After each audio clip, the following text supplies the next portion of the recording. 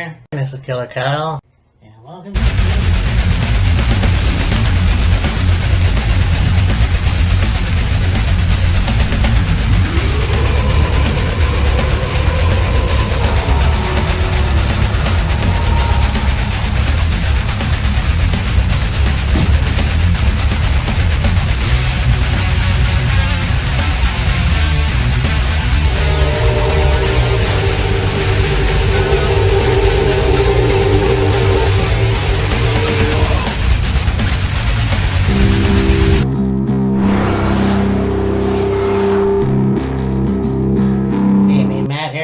Killer Kyle, and welcome to another episode of Wheels of Fury, a DOS episode.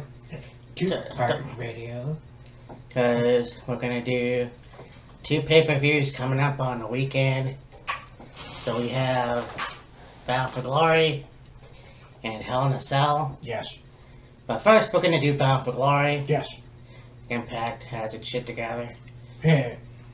So anyways, this is going to be awesome, and I think that, you know, not really watching the newer, trying to keep up with the newer episodes, I think is interesting, because I just saw a lot more with Eric Young as the Impact Champion. Now, I didn't watch the Go Home show, but I think it's going to be pretty cool. Yeah, it should be a good show. I'm expecting there to be some good stuff from them. Yeah. With certain rivalries, and yeah, just have to wait and see. Yeah, like I know Rich Swann is back. Be interesting to see Rich Swann and Eric Young. I know that he needs to have another championship run. Yeah. Be interesting to see him capture the Impact Championship. Now with the whole Moose and EC3 thing. Well, we'll get to that too. Yeah. But there's a lot of good shit happening in this show. So, let's do it.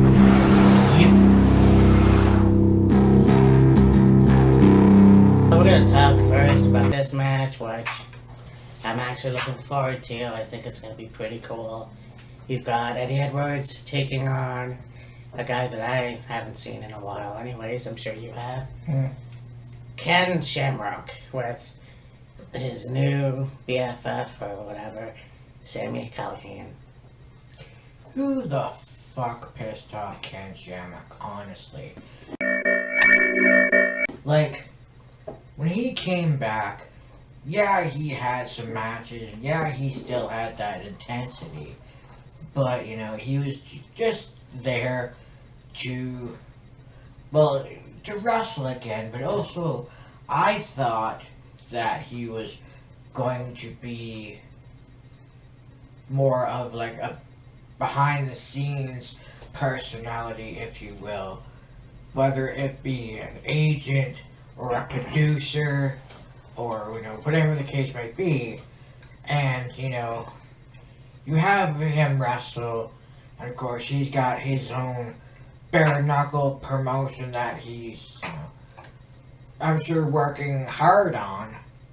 And so we hadn't seen him for a little bit, and then all of a sudden he's back, and he's aligned with Sami Callihan, and he's more or less how you would see him on when he was in the WWE, just way more intense and like seemingly pissed off all the time. And it's like, okay, what the fuck is this doing? Because I don't really think it's doing Ken any good. It's maybe helping Callihan be a really good heel with this new character he's got. But as far as I'm concerned, it really makes no sense. There's really no point to it. And it's what are you just making Sammy out to be this guy that can have people join him at the push of a cell phone button or the snap of your fingers? Like, honestly, I don't get it. Yeah. No, I understand. I don't know much about it, but I do know that Eddie Edwards has been on a winning streak as of late. Mm-hmm. So I think it's going to be interesting. Like, I really always enjoyed Ken Shamrock and his work in WWE. I didn't see much in Japan. Right. I didn't really see much in Impact. Yeah. His first Impact run. Yeah. So I think he's a badass motherfucker. Even Eddie Edwards has really proven that himself. Yeah. So this match can go either way. I haven't seen too much of Ken Shamrock, unfortunately, but if he is what you say he is, then honestly, I have no idea. Yeah. I mean, whoever wins this match, it's whatever. Yeah. Like, if Eddie wins, that could push him higher up the rankings, if you will, and maybe push him to another shot at the Impact World title. As far as Ken's concerned, I don't know. Yeah. It doesn't, like, it could affect him in what way, I don't know.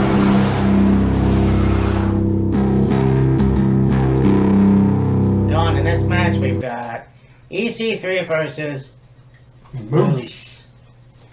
So, interesting. You know, when we did a video a while ago, I think it might have been predictions we did for Victory Road or another event, and I went off on a rant about Moose being the TNA World Heavyweight Champion, and, you know, with EC3 coming back and essentially wanting to recreate history and carve out a different path. Okay, whatever, fine. You wanna, you know, fix the errors, right the wrongs that happened to you in the WWE. That's all well and good, but as far as this storyline goes, it's like, you can put this match and the first match in the same category. Will it be a good match? Yes. Has the build-up to it been good? Yeah, you can see that. But other than that, it's like, who's it gonna help? Who is it gonna help? What's it gonna do? Where's it gonna go? Don't know. You know, Moose has definitely changed over the past few years. You know, and so it's like, he comes in, he's the same guy that was in Ring of Honor, and, you know, he does this, Yeah. and everything is good. And then somewhere along the way, he turns into a surfer type guy with his weird backwards hat thingy. I don't know what you call it. Sunroof hat. It was basically a visor Yeah. that he wore backwards. Upside down and backwards. So there's that. Then it brings back the TNA Championship, which, fine, it is what it is. Yeah. So there's that. And, you know, having some stellar matches with Bobby Lashley and, well, yeah, even EC3 Yeah. and Austin Aries and Eddie Edwards, all those guys. And that's fine. So there's that. What they're doing with him now is, I don't know. I mean, to me, it doesn't seem like it's much. Yeah. And like, it's kind of run its course. I don't know. Yeah. So then you have EC3. And you all know how much I fucking hate EC3. Mm. Here's a guy who was on Impact with Rockstar Spud.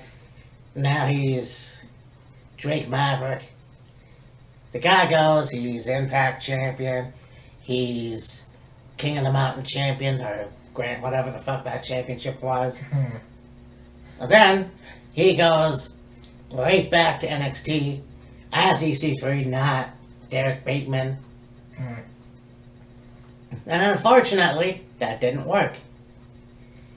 And it was only NXT. So I thought, hey, it might work, but no, it didn't work.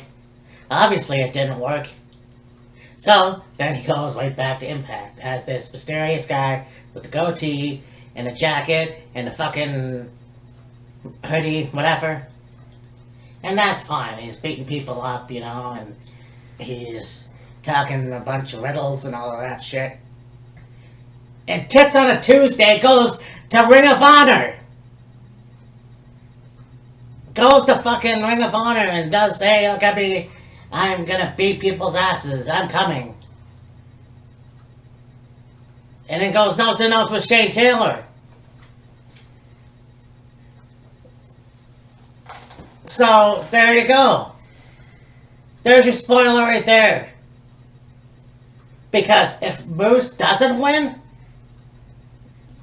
then what does that say about your fucking product? Your guy is going to another company. And no, he's not fucking Cody Rhodes. He can't just appear wherever he wants. So, yeah, you know what? Just for that, and I was going to say that anyways, but I'm going to pick Moose to retain. I really don't give a shit about this match. I really don't give a shit about the TNA champion, the TNA World Heavyweight Championship. Yes, it's a part of the company's history. You know, it's a cool looking championship and lots of people have held it. Why they decided to bring it back, I don't know. I mean, when they had the whole shitty, stupid ass situation with Tessa Blanchard, I guess they needed a championship. So they brought back the TNA championship and handed it to Moose on a silver fucking platter. And then, you know, they got the Impact championship back, basically. And, you know, Eddie Edwards held it. Now Eric Young has it. And then you basically got the legit World Heavyweight Championship. And Moose's, I'm Mr. Big Shot. I'm Mr. Impact Wrestling. I'm the fake World Heavyweight Champion belt. Yeah.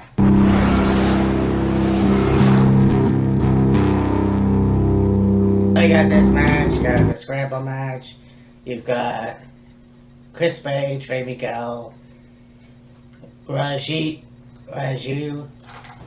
whatever, Yeah. and TJP, and also Jordan Grace. Yeah. Okay.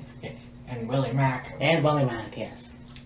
Are they trying to have Jordan Grace attempt to follow in the footsteps of Tessa Blanchard? Because they did technically have Jordan Grace as the X Division champion only when Rohit said that the match wasn't for the title or whatever the fuck it was. And so now you've got this scramble match and it's like, okay, there are guys in here that should be and very well could be the next X Division champion. Jordan Grace, I guess, has decided to start fighting guys, wrestling guys. Because, I mean, like, you look at, okay, go on the Tessa Blanchard bandwagon for a moment, if you will. Okay. She was the Knockouts champion. She held that for a little while. She lost it.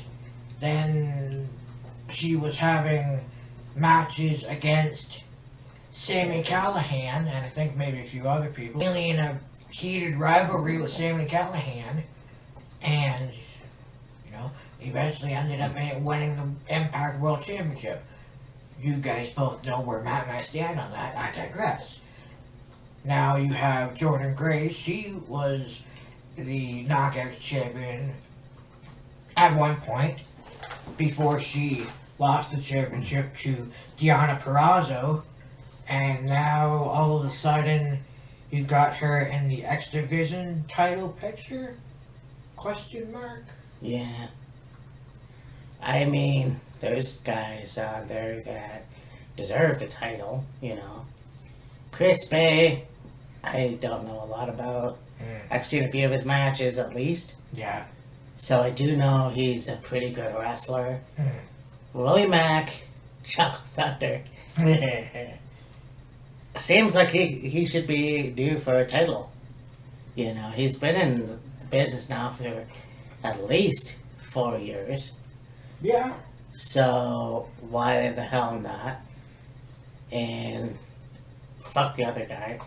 And then there's Rahit Raju, which I don't like that gimmick whatsoever. Yeah. You know, I'm not gonna take my title and defend it, and it's bullshit. Yeah. So, and then you have the She Beast, Jordan Grace, which I think is one of the best women's wrestlers of today. Yeah.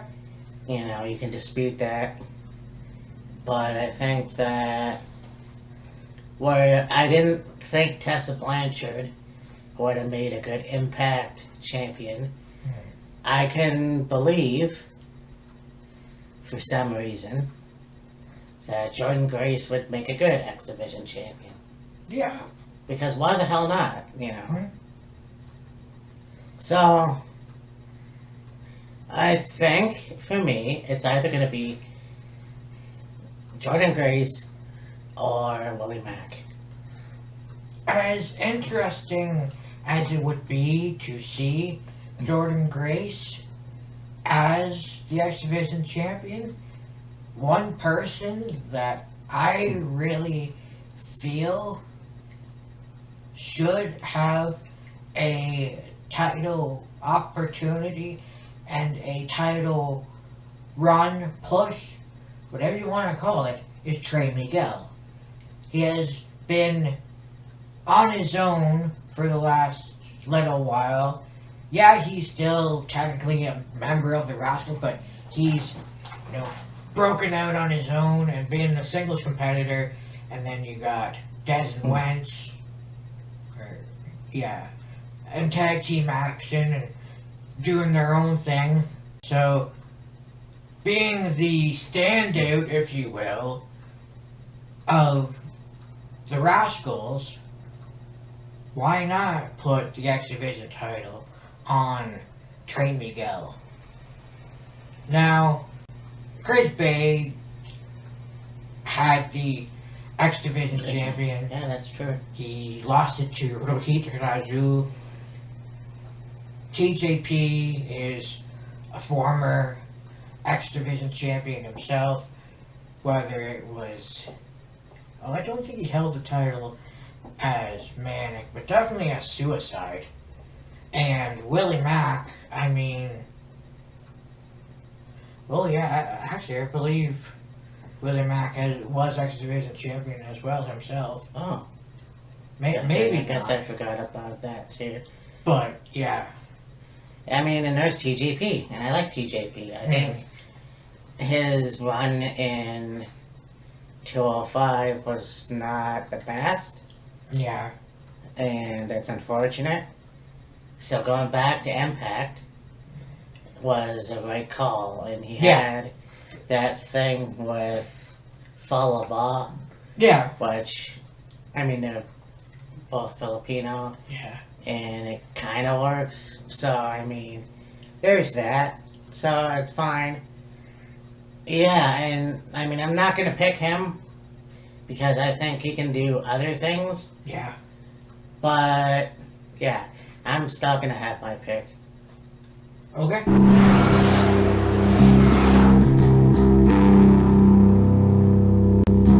now we got a four-way tag team match for the tag team titles. You've got the champions and the Motor City Machine Guns, Ace Austin and Madman Fulton, the Good Brothers, Calhoun and Anderson, and the North, Josh Alexander and Ethan Page. It's going to be a good match, I can tell you that right now. So, I mean, easily, I can say that Ace Austin and Madman Fulton are going to win. The Good Brothers have been in the company now for a few weeks or a month even. So, I'm kind of don't know what to say about that. So, the North definitely have, well, they've been the champions for a long time. Mm-hmm. And then there's Motor City Machine Guns. Yes. So, I don't know what to say about that. That's going to be difficult. Yeah. I mean, definitely for sure, not Austin and Fulton. So, if I had to pick, I would say either the Good Brothers or hell, have the North be the two-time tag champions. With the Good Brothers having been in Impact for, like Matt said, 3 weeks to a month, could they be Impact Tag Team Champions at some point down the line? Sure they can. I would like to see them have a legit run, more matches, and then work into a program with whoever's the tag champions at the time. The North, they've already been Impact Tag Team Champions. They're, I think, the longest tag team title reign in company history. Could they be two-time Impact Tag Team Champions? Sure. Will it happen on Sunday? Yeah, I don't know. The current champions, the Motor City Machine Guns, well-established tag team, very popular tag team. They've been with the company, so to speak, for, I'll say 15 years, call it roughly. Yeah. And, they've been around the block a time or two, or a dozen. They know what it takes to be in matches like this. They've been in many matches like this. Maybe not necessarily a four-way, but, something along those lines. So, as far as I'm concerned, they have the upper hand in this match, if you will. And as far as Fulton and Austin is concerned, it's like, okay, they're a fairly good team, Ace Austin's the juvenile bad boy trying to hook up with somebody's mother, magician character, and Fulton is his muscle, if you will. The thing is, nothing to me has stood out to definitively say Fulton and Austin could be the next Impact Tag Team Champions. Mm. So I'm going to say possibly the North as Tag Team Champions once again, or Motor City Machine Guns defend. Okay. Yeah, okay. Sounds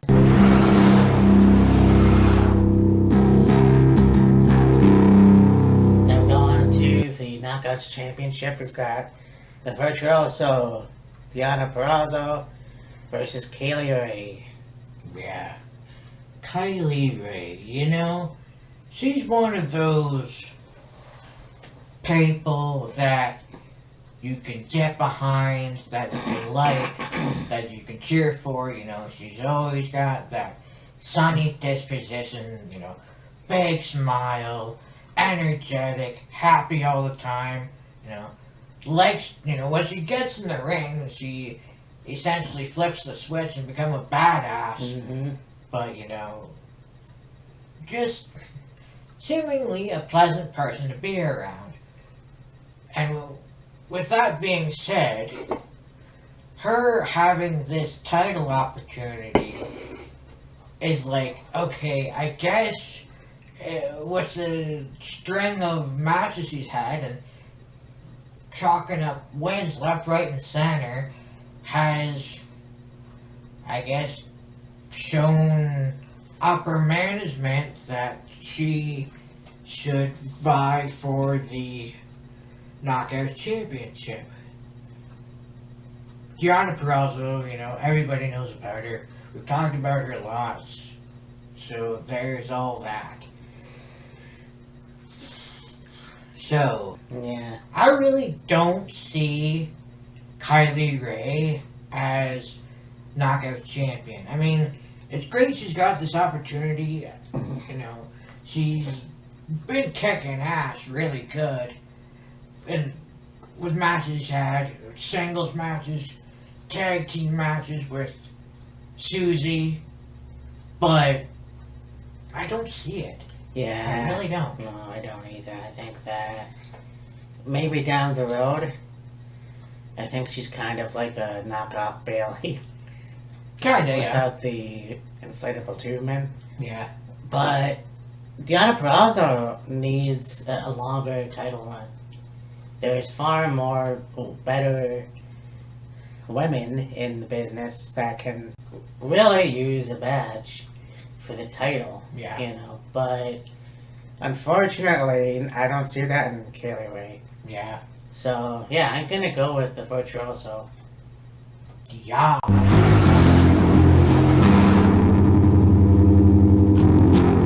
Now we go on to the final match on this card. For the Impact World Championship, the World Class Maniac and Eric Young defending against Rich Swann. Yeah. You know, and we talk about this with TJP. You have a guy like Rich Swann, and I'm sure he's wrestled elsewhere, but he had his thing in 205. I think he was the 205 champion, I believe so, yeah. so that was cool. Unfortunately, it didn't last, and he went over to Impact and had some good matches. It just kind of is interesting to me how he hasn't had the world title, and he's been so close. Oh, I know. So close. I think with Slammiversary, Mhm. he definitely was very close out winning if it weren't for Eric Young. Oh, absolutely. So, you have the whole thing where he gets beaten up, has his leg taken out, comes out and announces his retirement. Mhm. And I knew that was bullshit the moment he did that. Mhm. So, he comes back and faces Eric Young. Now, Eric Young is one of the best wrestlers that have been on Impact for the past 17 years, less than that, probably. Mhm. And so, I mean, here's a guy that unfortunately had a bad run on WWE. Mhm. Better run on NXT, I will say that. Yeah. I did manage to get to see him at the Mem Center. But with that said, they didn't do shit for him Mhm. on the main roster. Unfortunately, it was COVID, so he had to wrestle in front of an empty arena. So that's fine. But they didn't have nothing for him. So goes back to Impact and straight away gets the opportunity and gets the Impact title. Mhm. He's a great bad guy. I really enjoy the Maniac. I really think that the World Class Maniac gimmick is a great thing for him. So I like Rich Swann as well. I don't know if they don't have Rich Swann go over on Saturday, Mhm. then it's going to be the shits. Because he is a guy that basically you made it sound like he was going to retire, Mhm. and he pulled a Sasha Banks and came out. And so it was like, okay, well, let's see where this goes. He's been in the business for the same time as Willie Mack, even more. So I'd like to see Rich Swann go over. Yeah. As much as I like Eric Young, and as much as he is a really good champion, and hell, if he doesn't win on Saturday, let him win on another pay-per-view. Yeah. But this is a perfect opportunity because you've really hyped this man up and made it sound like he's going to get the win. Mm-hmm. So, yeah, you know what? My money's going to be on Swann. Yeah, I agree with Matt. Like, if Eric Young wins at Bound for Glory, keep the rivalry going a little longer and then have Rich take the title on the next pay-per-view or on an episode of Impact. Either way, it doesn't matter. But yeah, Rich should be the world champion. He's been so close so many times. At some point, it's got to be that one moment that is the moment and he becomes world champion. Yeah. Will it happen on Sunday? Hopefully. We'll have to wait and see for sure, but yeah. So this has been Bound for Glory 2020. And so, like I said in the beginning of a video, we're doing two. And we have Hell in a Cell coming up. And that should be interesting. Now, on my channel, we recently did Halloween Havoc NXT. So Yeah. check that out when it comes out next week. Mm.